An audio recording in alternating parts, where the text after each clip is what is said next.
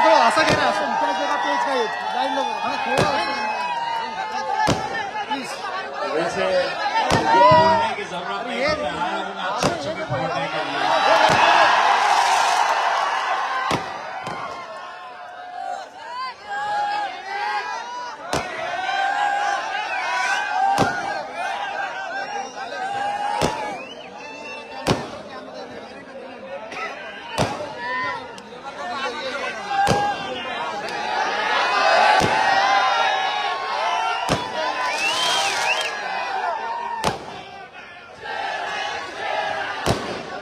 वो एक बार चालू जब हो गया तो वो रुकता नहीं है, वो मोदी जी के जैसा है।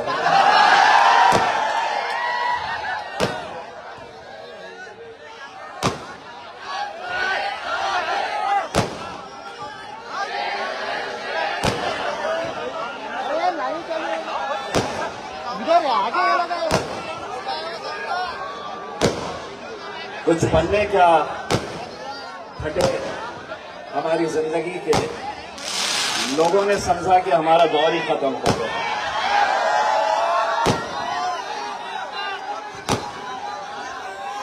लोगों को लगा कि मजलिस इत्तेहाद उल मुस्लिमीन अब महाराष्ट्र के अंदर क्या करेगी, कैसा करेगी। बिल्कुल सही किसी ने कहा है कि जो जीत कर आए हैं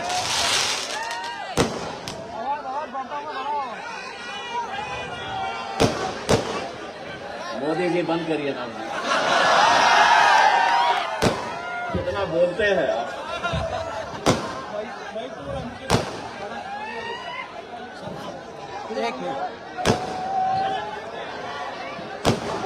जल्ला भाई थोड़ी शांति बनाए रखो, बंद करो थोड़ा, पानी डाल दो पानी। जल्ला भाई पानी डाले उसके ऊपर। हमें जनाब इम्तियाज जलील साहब को सुनना है कि मोदी जी के पटाखे बहुत सुन चुके हैं हम। पानी डाल दो पानी।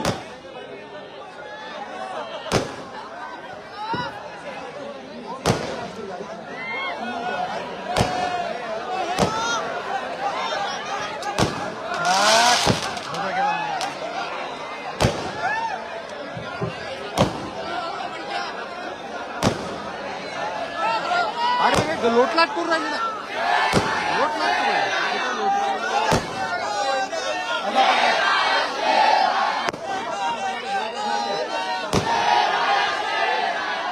नाही म्हणते, नाही म्हणते, नाही म्हणते। ओ फिरोज भाई कर लो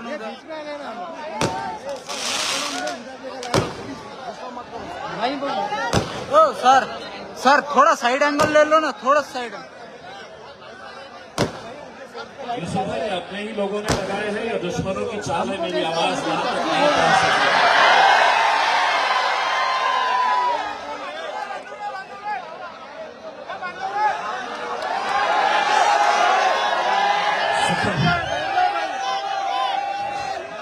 शुक्र है मैं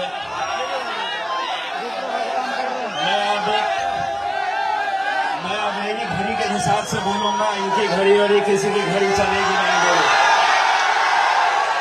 मुझे जितना वक्त था मैं उतना ही बोलने वाला हूँ। घड़ी मेरी रहेगी, वक्त मेरा रहेगा, जगह मेरी रहेगी। मुझे जितना बोलना है मैं उतना बोलूंगा इंशाअल्लाह। मेरे भाइयों, मैं आप लोगों का तहे दिल से शुक्रिया अदा करता हूँ। आज दिन भर हमने आपके इन इलाकों के अंदर वाशिम से शुरुआत किए, उसके बाद उसद गए और अभी यहां आने से पहले हम तराले शरीफ की दरगाह में गए, जहां पर बाबा ने अपनी दुआओं से नवाजा। मेरे गले में हिफाजत के लिए उन्होंने एक तावीज बांधी। मुझे आज अगर आप लोगों से कुछ चाहिए तो सिर्फ आपकी दुआएं चाहिए। क्योंकि मैं डाकुओं से घिरा हुआ हूं। बड़े बड़े सियासतदान अपनी अपनी चालें चल रहे हैं। उनकी साजिशें, उनका खेल चालू है। वो ये चाह रहे हैं कि मजलिस की इस आवाज को कैसे खत्म किया जाए। पहले केस रजिस्टर किया गया, एफआईआर रजिस्टर की गई। मैंने साफ कहा पुलिस वालों से कर लो, मैं लड़ूंगा। फिर उसके बाद अदालत में मेरे खिलाफ केस दर्ज किया गया। मकसद यही था कि मैं घबरा जाऊंगा, मैं डर जाऊंगा, मैं खामोश बैठ जाऊंगा। लेकिन केस होने के बाद, चाहे वो पुलिस स्टेशन में हुआ हो या अदालत के अंदर, मैं एक बार इस कारंजा की सरजमीन से हुकूमत महाराष्ट्र और औरंगाबाद की पुलिस और वो तमाम दलालों को एक पैगाम देना चाहता हूं। इम्तियाज जलील न झुका है, न डरा है और न दिखेगा। तुम जितनी ताकत लगा सकते हैं लगा लो। छोटे छोटे प्यादों को मेरे पीछे छोड़ दिए। छोटे छोटे प्यादे सड़क के ऊपर निकल आए और ये मांग कर रहे हैं हुकूमत से कि इम्तियाज जलील को अरेस्ट करो। करके देखो तो सही, किसने रोका है? चलो, फिर घोड़ा मैदान सामने रहेगा। कल आपने देखा होगा मेरे शहर के अंदर एक मोर्चा, बड़ा मोर्चा निकाला गया, जिस मंत्री के खिलाफ इम्तियाज जलील ने पुख्ता सबूत दिए हैं, उसकी बेईमानी के वो मुद्दे को भटकाने के लिए इन दलों को पैसा दिया गया। मांग की गई कि इम्तियाज जलील को गिरफ्तार करें। मैंने इन छोटे छोटे प्यादों को यह कहा कि तुम्हारे बाप को नहीं छोड़ा हूं मैं, तो तुम क्या चीज है मेरे लिए? मामूली बात नहीं है। आज के इस दौर में जहां पर हुकूमतें कैसा काम कर रही है, उनके खिलाफ कोई कुछ बोला कि पुलिस का सहारा लेकर अंदर कर दिया जा रहा है। लेकिन उसके बावजूद भी मैं डट कर खड़ा हूं। जो लोग स्टेज के ऊपर आए कल ऐसे ऐसे भाषण दे रहे थे, मैं बोला बेटा, जबान का मुकाबला मजलिस के लोगों के साथ नहीं कर सकते हैं तुम। बैरिस्टर असदुद्दीन अवैसी ने इस मुल्क के अंदर गूंगे, मुक्के और बहरों को भी बोलना सिखाया है। ऐसी ऐसी बातें, ऐसा ऐसा झूठ चला रहे थे मेरे खिलाफ। मुझे राहत इंदौरी साहब का वो शेर याद आ गया उनकी महफिल देखकर। झूठों ने झूठों से कहा सच बोलो, मंत्री जी का फरमान आया है।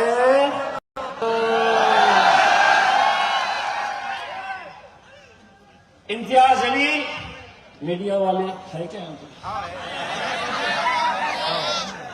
मीडिया वाला आके बोला तुम्हारा बैनर लगाया वहां पे, इम्तियाज जलील गुटखे का कारोबार करता है। मैं बोला ओह, तेरे को पता चल गया? मैं बोला मेरे दूसरे धंधों के बारे में नहीं पता चला ना? तो बोले दूसरे धंधे क्या है? मैं बोला शराब के ठेके हैं, क्लब चलाता, मटके का, गांजे का कारोबार करता, 2-4 मर्डर के केसेस है, छापता। मैंने बोल दिया मेरा। अब जाओ वो मंत्री से सवाल कर कि इम्तियाज जलील ने करोड़ों रुपए के तेरे जो भ्रष्टाचार के आरोप लगाए हैं उसके बारे में मुंह खोल। लेकिन नहीं, आज सच बोलने की हिम्मत किसी में नहीं, कोई सच बोलने के लिए तैयार नहीं। जिनके खुद के जमीर मर चुके हैं, जिनके खुद के जमीर बिक चुके हैं, आज वो चले हैं मेरे किरदार पे उंगली उठाने के लिए।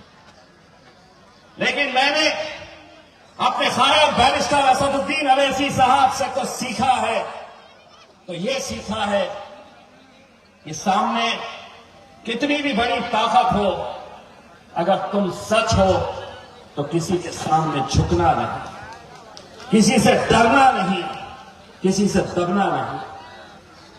लेकिन हां, मैं आज ये एतराफ करता हूं, मैं कबूल करता हूं, मैं डरता हूं, मैं डरता हूं। लेकिन ये चिल्ले पिल्लों से नहीं डरता, मैं डरता हूं तो अपने रब से डरता हूं, मैं अपने अल्लाह से डरता हूं। दोस्तों, कुछ महीने पहले विधानसभा के इलेक्शन हुए, कैसी कोशिशें की गई हम सबको हराने के लिए। उन्होंने ये समझा कि अब मजलिस खत्म हो जाएगी। मैंने लेकिन आज इस विदर्भा की सरजमीन के ऊपर जो नौजवानों के, बुजुर्गों के अंदर जो दीवानगी, जो जुनून, जो जज्बा, जो जोश देखा हो, एक बात तो तय है, मोदी जी तुम्हारे अच्छे दिन कब आएंगे हमें पता नहीं, मजलिस के अच्छे दिन जरूर आएंगे। मजलिस के जरूर अच्छे दिन आएंगे।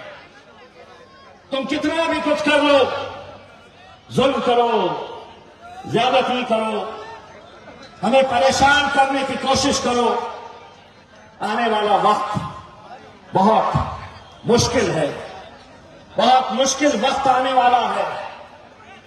मैं आज आया हूं तो कल पीछे पीछे वो सियासी जमातें भी आएगी जो समझती है कि ये कौम का वोट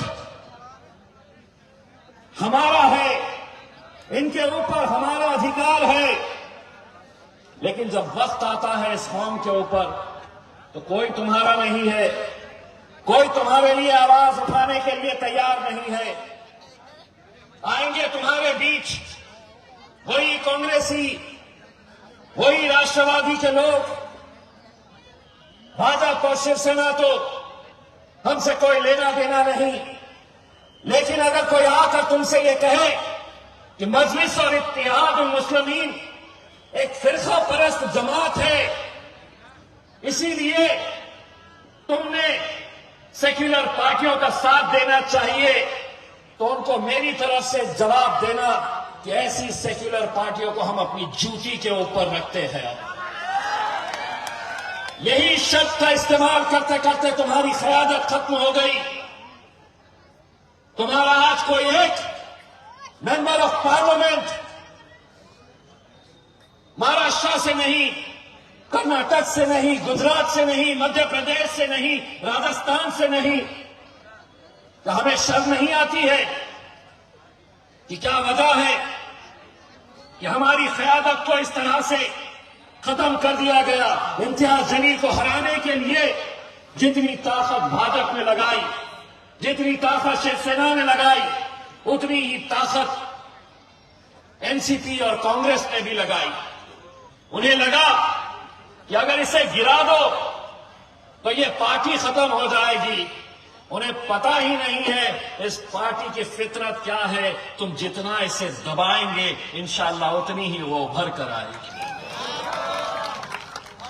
मेरे भाइयों, मुझे यूसुफ भाई ने कहा था इलाका अपना है, पुलिस वालों ने कहा कि वक्त हमारा है।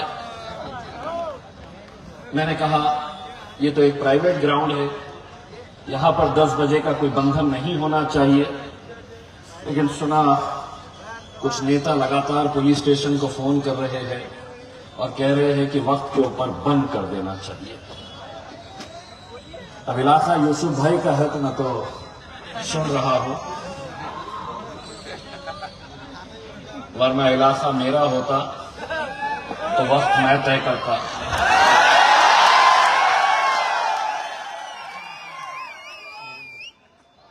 कहीं पर भी अगर प्राइवेट जगह के ऊपर अगर कोई जलसा है, हम सड़क पे करेंगे तो 10 बजे हमें भी मालूम है 10 बजे हम बिल्कुल खत्म कर देंगे। लेकिन अगर कोई प्राइवेट जगह है, आपका अपना ग्राउंड है, तो वहां पर पाबंदी किस बात की लगाई जा रही है? हो सकता है उन्हें ऐसा लग रहा होगा कि अपने पद का, अपने पोजीशन का इस्तेमाल करके इसके भाषण को कम कर दो। अगर 10 बजे के बाद मैंने माइक रख भी दिया और उसके बाद मैंने इशारों में भी बात कर दिया, आधे घंटे तक मुक्का बनकर खड़े रहकर सिर्फ इशारों में ऐसा यूं पेलते रहा,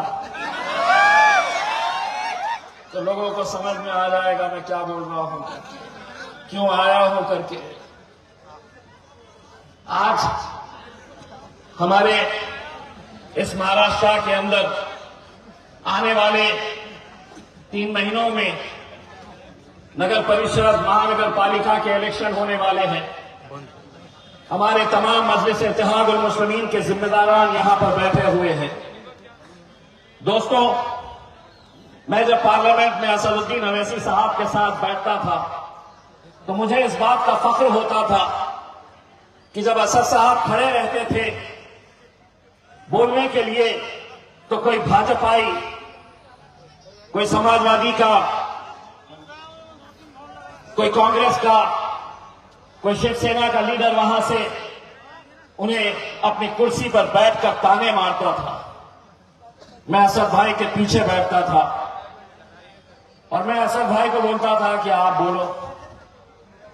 मैं पीछे बैठता था और वहां से कोई भी कुछ बोला, चाहे वो भाजपा का कितना भी बड़ा मंत्री हो, बीच में टोकता था अगर असद भाई को, तो इम्तियाज भाई पीछे से बोलते थे, चल बैठ रे बैठ। आज असद भाई जब मैं हारा तो असद भाई ने मुझसे एक बात कही थी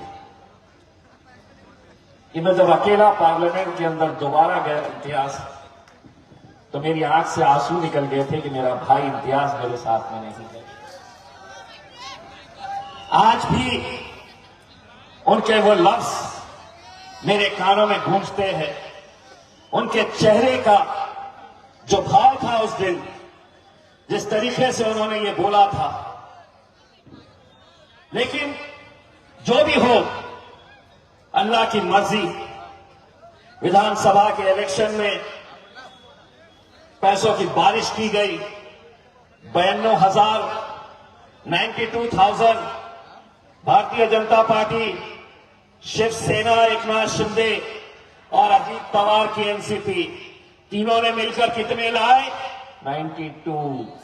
मजलिस इत्तेहादुल मुस्लिमीन अकेले लड़कर कितनी लाई? 90,000। 2000, सिर्फ 2000 का फासला था। ये 2000 किसने खाए? तो कोई गैरों ने नहीं, हमारे अपने ही थे जिन्हें पैसा देकर खड़ा किया गया था। किसी ने 200 लिए, किसी ने 500 लिए, किसी ने 1000 वोट लिए। ऐसे 17 मुस्लिम उम्मीदवारों को खड़ा किया गया था। ये लोगों के पूरे वोट मिलाए, अगर ये नहीं रहते तो आज इम्तियाज जलील 15,000 की लीड से वहां पर जीत कर आता। लेकिन ये दलाल अगर मेरे शहर औरंगाबाद में है तो ये दलाल कारंजा के अंदर भी मौजूद है। ये दलाल वाशिम में भी है, मुंबई में भी है। हमें दुश्मन कौन है ये परखने की जरूरत है। वो वक्त आया है मेरे भाई, आप लोग आने वाले 3 महीने के बाद जो इलेक्शन होने वाले हैं, जो उम्मीदवार दिलचस्पी रखते हैं, ये टीम फैसला करेगी टिकट किसको मिलना चाहिए। अगर आप मेहनत करने वाले हैं, आवाम आपको पसंद करती है, जज्बा है अंदर आपके काम करने का, तो मैं